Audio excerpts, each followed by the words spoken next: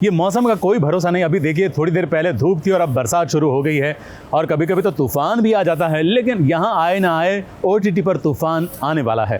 तो चलिए तूफान के अहम 3 कलाकारों से आज हम करवा रहे हैं मुलाकात। तो दोस्तों 16 जुलाई को ओटीटी की दुनिया में एक तूफान आ रहा है और जो उस तूफान को लेकर आ रहे हैं वो सभी हमारे साथ हैं। हमारे साथ हैं mister Farhan Akhtar, miss Mrunal Thakur, mister Rakesh Om Prakash Mehra and mister Paresh Rawat. तो हम सारी बातें करेंगे फरहान की जो पॉट बेली है, सिक्स पैक एब्स, सब कुछ। लेकिन परेश सर आपके बारे में पूछना चाहूंगा सर। एक्चुअली कल जो आपका हमने जब ट्रेलर देखा था तब आपने बताया था कि जब ये पूरी शूटिंग चल रही थी तब फरहान भी एक फिजिकल प्रोसेस से गए थे करते हुए, लेकिन एज ए कोच आपको भी, क्योंकि आप 2 घंटे जॉगिंग करते थे, लेकिन आपने नहीं, मैंने ऐसे 2-3 दिन इनिशियली किया था because I wanted to know also, लेकिन बाद में मैंने पता चला कि ये फरहान भाई जो कर रहे हो तो मैं सोच भी नहीं सकता हूँ और मुझसे होगा भी नहीं, सोचूं तो भी। तो बाद में राकेश जी ने बोला कि आपके लिए इतना सब कुछ करना जरूरी नहीं है। And what ever mister Farhan भाई पॉइंटेड आउट कि कोच का काम है उसको मेंटली साइकोलॉजिकली सपोर्ट देना, उसका जो अंदर का जो वो टूट ना जाए, वो सब लाइक अ फैमिली मेंबर खड़े रहना। कुछ बातें जानता भी, अगर फाइनल पॉइंट जानते हैं बॉक्सिंग के बारे में, that also you impart with the boxer, but मुझे वो करने की जरूरत नहीं थी। बट फिर भी मैंने किया, तो तब जाके मुझे पता चला था कि बहुत कठिन है और जो उन्होंने करके दिखाया है ट्रेमेंडस अचीवमेंट है। फरहान, आपका ओटीटी डेब्यू है और फैंस काफी एक्साइटेड थे जब अनाउंस हुआ कि तूफान Amazon प्राइम पे आने वाली है। तो यही आपका ओटीटी डेब्यू था या ये पहले थिएटर में रिलीज होने वाली थी? जब पिक्चर हमने शुरू की तो तब सब कुछ बिल्कुल नॉर्मल था। तो इरादा तो यही था कि जब फिल्म तैयार हो जाएगी तो हम इसे थिएटर में लेके आएंगे। लेकिन फिल्म की शूटिंग के ठीक 3 या 4 दिन बाद जो पहला लॉकडाउन था, आई थिंक मार्च 2020 में वो हुआ। तो उसके बाद बहुत हमने सब मतलब हैरान थे, सब कंफ्यूज थे कि मतलब अब आगे क्या होने वाला है, किसी को कुछ पता तो था नहीं। उसी दौरान Amazon के साथ हमारी एक रिलेशनशिप है, एक रिश्ता है पिछले 6-7 सालों से। हमने उनके साथ बहुत सारी ओटीटी शोज भी किए हैं, आपको पता होगा। उन्होंने हमसे कहा कि क्यों ना आप इस फिल्म को हमारे प्लेटफॉर्म पर लेकर आए और हम इसे एक, जैसे आप थिएट्रिकल में प्रेजेंट करते हो एक फिल्म को, हम उसी तरह से और उसी रिस्पेक्ट के साथ और उसी दर्जे के साथ इस फिल्म को Amazon पे प्रेजेंट करेंगे। तो हमें बात सही लगी, क्योंकि हम जो आने वाला कल था उसके बारे में हमें बिल्कुल कुछ पता नहीं था कि क्या होने वाला है। तो सही लगा हमें, और जिस तरह से उन्होंने इस फिल्म को सपोर्ट किया है, प्रमोट किया है। इस फिल्म 16 जुलाई को जब रिलीज होगी तो 200 कंट्रीज से ज्यादा में डे एंड डेट रिलीज होगी, जो इस माहौल में बिल्कुल मतलब नामुमकिन है अगर आप थिएटरली सोचें। तो ये सारी चीजें हैं और हमें एक जो कहते हैं लाइक माइंडेड एक पार्टनर मिला है उनके साथ। तो बहुत खुशी है कि हम रिलीज कर रहे हैं Amazon पे 16। ओके, तो फरहान कल जब हमने प्रोमो देखा बहुत अच्छा लगा और हमने इसको बाकायदा रिव्यू किया था और हमें अच्छी रिस्पांस भी आया कि वाकई में आपने जो क्या था प्रोमो में वो दिखाया है। लेकिन एक चीज कल से चर्चा हो रही है, एक आपके फिट अवतार की और एक पॉट बेली वाले अवतार की।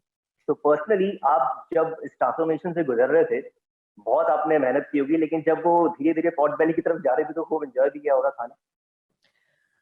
बस यही कहूंगा कि जब मैं वो फिटनेस की तरफ जा रहा था तो बहुत कम दोस्तों ने साथ दिया, मगर जब फिटनेस की तरफ जा रहा था तो बहुत सारे लोग जुड़ गए। ऐसा कुछ हुआ, सबने कहा आओ मेरे, I train you to do it. तो मैं काफी मतलब एक ऐसा मौका बहुत कम मिलता है प्रोफेशनल लाइफ में एटलीस्ट कि आपको ऐसे इस तरह से वेट पुट ऑन करना पड़े। पहले 10 दिन 2 हफ्ते ठीक मुझे लगे, क्योंकि इतना जो रिजीम था उस दिन तक बहुत ही एक स्ट्रिक्ट था। लेकिन उसके 10 दिन बाद मतलब बहुत मुश्किल था कि कितना इंसान खा सकता है, कितना इंसान पी सकता है। तो और 3 ही महीने में मुझे कुछ 10-12 किलो बढ़ाने थे, तो आसान नहीं था। फिट रहना ज्यादा आसान था, वो putting on that wait was a little bit difficult. और जो आपके जो कोलीग्स हैं उन्होंने किस मामले में आपकी ज्यादा हेल्प की, फिट होने में या फिर फैट होने में? जैसे मैंने कहा, मतलब उस तरफ ज्यादा लोग थे जिन्होंने कहा चलो मैं तुम्हें दिखाता हूँ कि मतलब किस तरह से पहुंच, तुम्हारी पहुंच दूर दूर तक जाएगी, मैं दिखाता हूँ। ओके राकेश सर, आपसे पूछना चाहूंगा कि एक तरीके से आपका भी as a director OTT debut है इस वाली फिल्म से, तो नो डाउट आप कई सारी फिल्में बना चुके हैं, बट एज ए मेकर क्या टेक्निकलिटीज होती हैं जब आप फिल्म बड़े पर्दे पर लेकर आते हैं और जब वो ओटीटी के लिए आप उसको प्रमोट करते हैं और उसको लेकर आते हैं, तो टेक्निकली क्या चीजें आपने फेस की जो कि थोड़ी अलग थी इस प्लेटफॉर्म पर आते? आई थिंक सबसे बड़ा डिफरेंस यही होता है एक्सपीरियंस का। जो एक बड़े पर्दे का एक इम्पैक्ट होता है वो अलग है, और एक छोटे स्क्रीन का जो इम्पैक्ट है वो अलग है।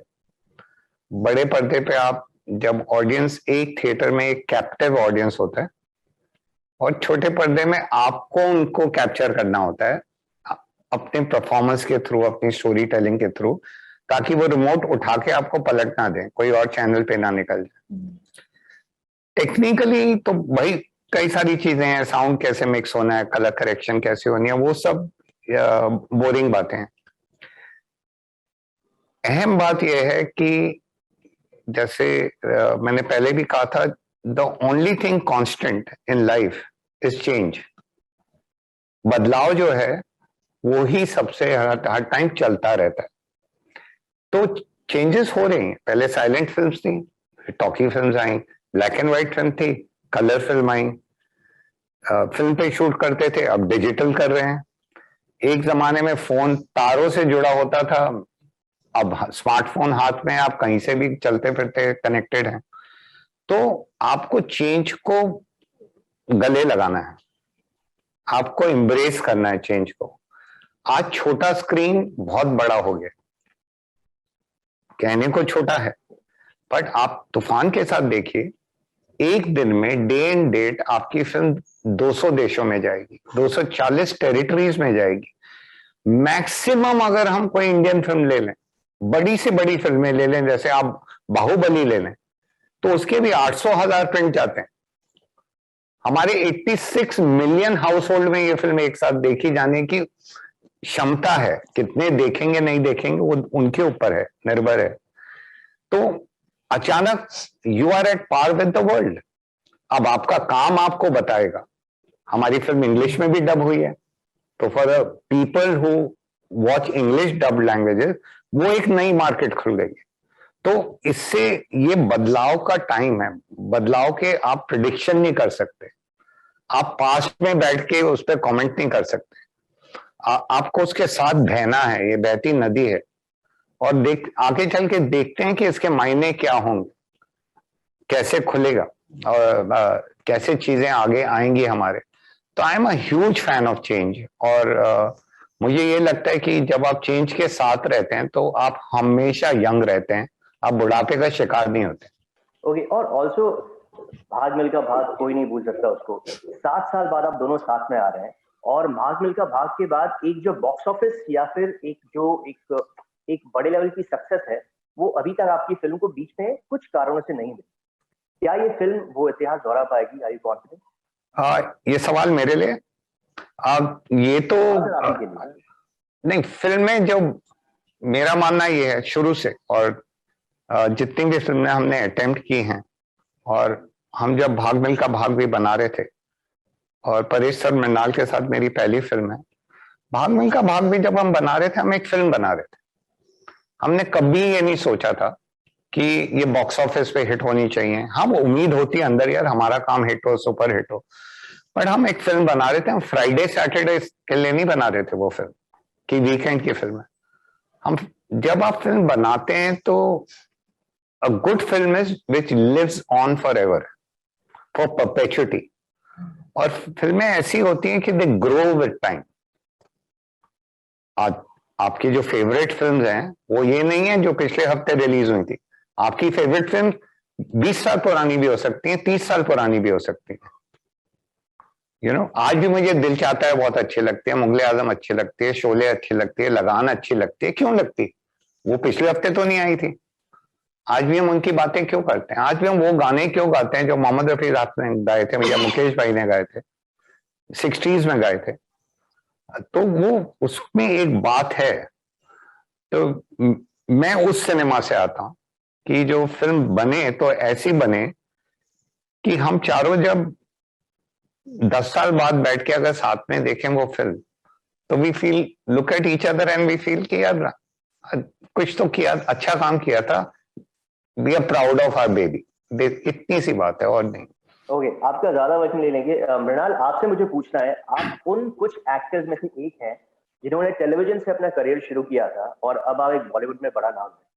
तो मेरे कई सारे ऐसे एक्टर्स फ्रेंड्स हैं जो कि टीवी से हैं और जो हमेशा पूछते हैं what is the key, what is the key, you tell me what is the key. Never give up. And बहुत लोग मिले जिन्होंने मुझे सोसाइटी में, मुझे ही नहीं बल्कि आपको भी बहुत लोग ऐसे मिले होंगे जिन्होंने they always try to pull you down, हमेशा आपको कहा होगा कि आप नहीं बन सकते, लेकिन आपको अपने आप पर विश्वास होना बहुत जरूरी है, जो कि मुझे लगता है। और जब भी मैंने बॉलीवुड में कदम रखा, मेरे दिमाग में ये था कि 10, 20, शायद 25 फिल्मों बाद मुझे मेरे फेवरेट डायरेक्टर के साथ काम करने का मौका मिलेगा, राकेश ओम प्रकाश मेहरा। मुझे लगता है वो मैनिफेस्टेशन इतना स्ट्रांग था कि वो मेरी चौथी फिल्म में ही मुझे वो मौका मिला। तो not just that I am blessed, but मुझे लगता है कि खुद पे विश्वास होना बहुत जरूरी है, और एक अच्छी फिल्म का हिस्सा होना इज माय मेन एजेंडा। तो इनके साथ काम करना, राकेश सर के साथ काम करना, फरहान के साथ काम करना और परेश जी के साथ काम करना, सुप्रिया पाठक और हुसैन, सब इनके साथ काम करना, इट्स एन इंस्टीट्यूशन। और जो चीजें मैं पिछले कई सालों में नहीं सीख पाई, वो मैंने इस एंटायर जर्नी में सीखा है। और अगर if I could just go back to your previous question, मुझे लगता है as an artist, as a performer, as an actor, मुझे मौका मिल रहा है अपने दर्शकों के सामने आने का एक OTT प्लेटफॉर्म के थ्रू। और जिस दौर से हम गुजर रहे हैं, बहुत लोग they are losing hope, they are losing their loved ones, काफी सारे रिलेशनशिप्स में दरार आ रही है। तो मुझे लगता है ये एक ऐसी फिल्म है जो आपको हमेशा ये महसूस कराएगा कि you should not give up easily, चाहे वो आपका रिलेशनशिप हो, चाहे वो आपका करियर हो, या चाहे कुछ भी हो। So I am happy as an entertainer, as a performer, हम लोग OTT के थ्रू ये it's a blessing in disguise. और आई एम श्योर कि ये फिल्म देखने के बाद काफी लोग इंस्पायर्ड, मोटिवेटेड फील करेंगे, एंड आई एम होपिंग कि Toofaan should be their next favourite film, should be remembered for years. मेरे दो बहुत छोटे क्वेश्चन हैं आपसे है मृणाल। सबसे पहला, फरहान अपने वन लाइनर्स के लिए बहुत फेमस है, वो कब किस पर जोक मार के निकल जाते हैं पता नहीं चलता। ये किसने कहा आपसे? ये भी वन लाइन, ये आपको किसने बताया? तो ऐसा सेट पर इंसिडेंट कुछ हुए फरहान के साथ?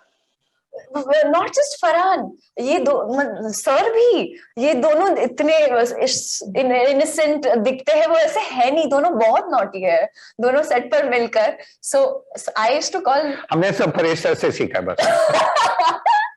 जैसा वो सिखाते गए हम करते गए, सीनियर तो वही। बट ट्रस्ट मी, मुझे इतना अपनापन महसूस होता था सेट पर, ऑल्दो बहुत लेग पुलिंग होती थी, लेकिन lighter in a way to make me feel comfortable.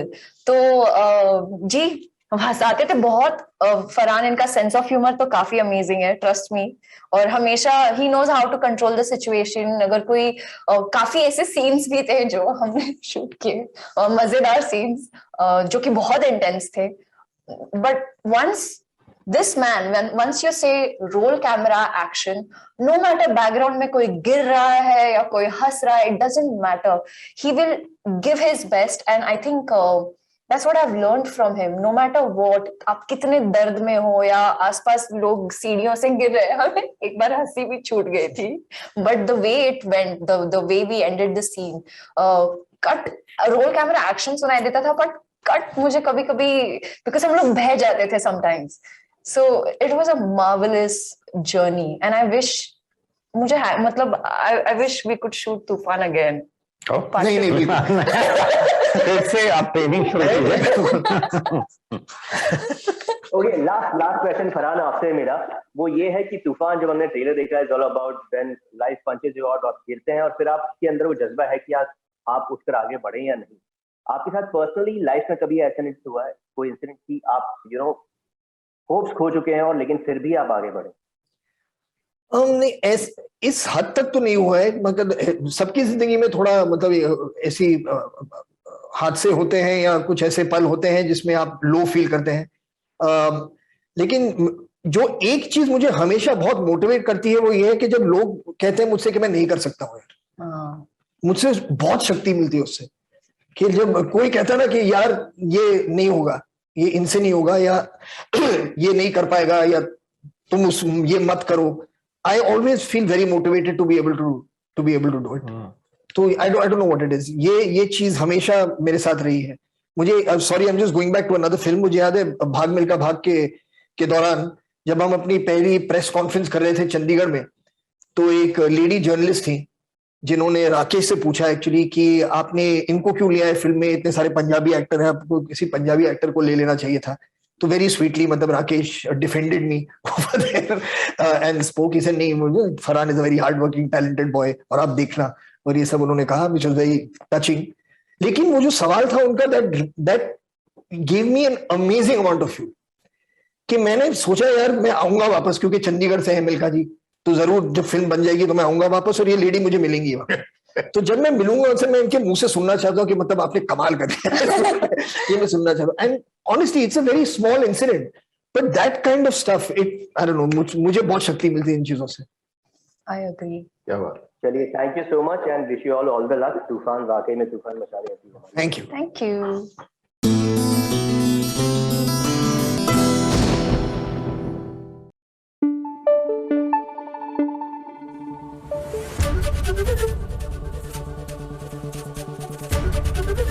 ABP news आपको रखे आगे।